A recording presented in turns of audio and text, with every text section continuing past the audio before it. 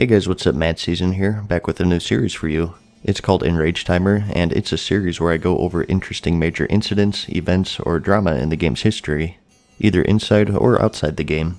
And for the first episode, I want to talk about Lord Kazzak. You may remember him as a world boss in the Tannin Jungle in the Warlords of Draenor expansion, or in the Hellfire Peninsula in the Burning Crusade expansion, and even before that in the Blasted Lands in Vanilla World of Warcraft. Re-releasing him has been a small pastime in the game's history, and the specific version I wanted to talk about in this video is his initial vanilla version. He was one of the first of two world bosses brought into the game along with the blue dragon, Azure Ghost. This was back when outdoor raid bosses, or orbs for short, were shared across the server. They took days to respawn, and only one raid could take it. This led to a whole aspect of drama itself involving rotations and guilds taking turns, people breaking those rotations, social engineering, and sabotage. But that's not really the focus of this video. What I want to talk about in this video is his massacre on Stormwind. Something that made Kazzak special was that when he killed someone or something, he would heal for 70,000 life, which was of course a big number back then.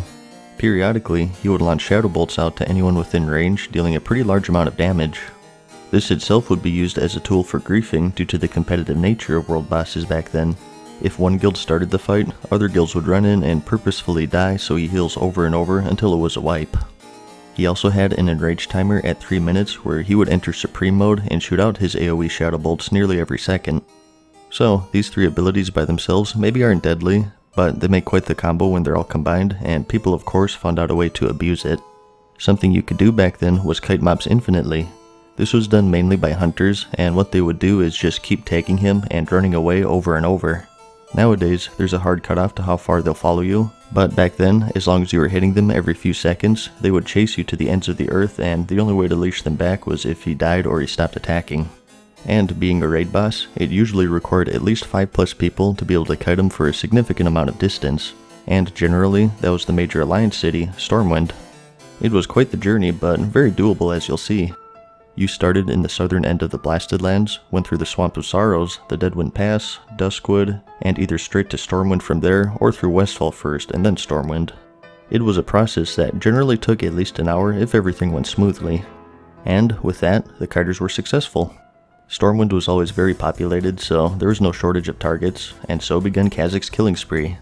NPC, player, low level, high level, Kazzak didn't discriminate, and any district he wandered into quickly became a graveyard for adventurers foolish enough to go near him.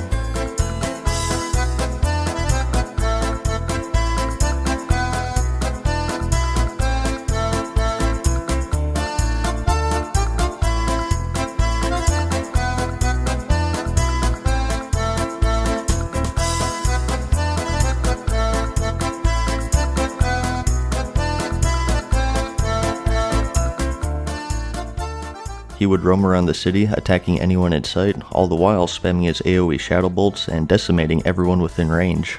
These Shadow Bolts were pretty broken because they even went through walls. The only way to avoid them was to outrange him.